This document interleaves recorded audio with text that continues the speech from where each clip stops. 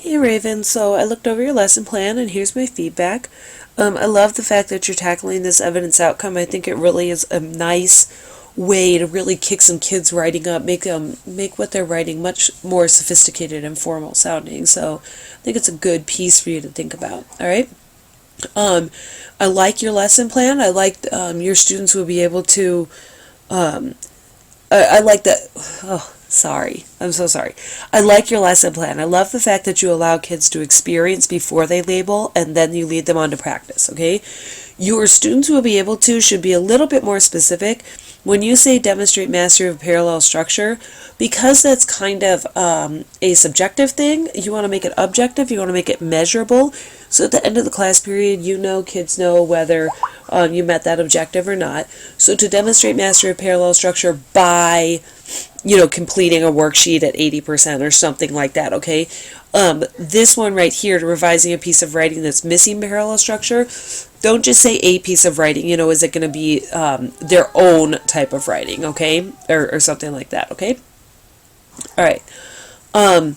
So you walk through this lesson plan on parallel structure just looking at the verbs having to be in the exact same form as each other, but parallel structure extends a lot deeper than that. And especially since you're looking at teaching 10th graders in this lesson plan, I think you want to go ahead and dig deeper than that. Parallel structure is about keeping all the verbs in the sentence in the same format, but parallel structure is also about keeping the same grammatical structures in one clause as you would have in the next clause. So the example sentence you have here, all work and no play makes Jack a dull boy.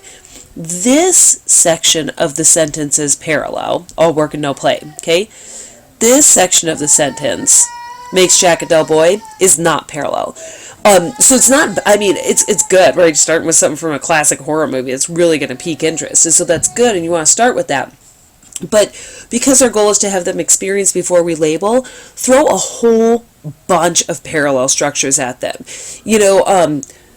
This is one small step for man, one giant leap for mankind. Like, there you go. Like, one of the most popular, memorable parallel structures in American history, right?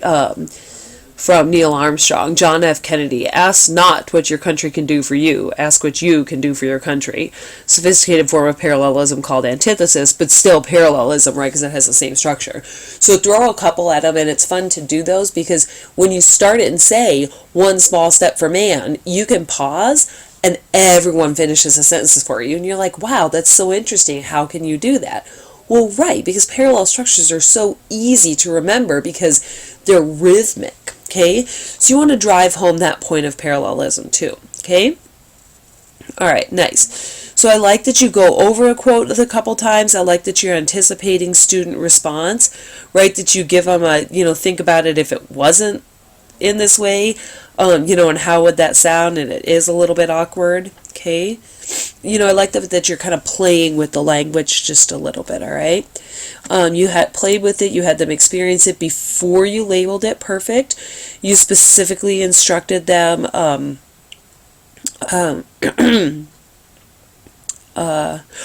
before you instructed them, I'm so sorry, you went through the song and then you're going to instruct them to write down their notes. Okay, really good choice of a song too, because her grammatical structure parallelism in here is pretty extensive and pretty straightforward. Okay, so then we go down here. Sorry for all my sniffling. So then we go down here into the guided practice. I'm going to show you how to revise parallelism in your piece, and you explicitly instruct in taking notes, anticipating student responses. I don't have my last entry copied because that's going to happen. Nicely done. Okay. All right.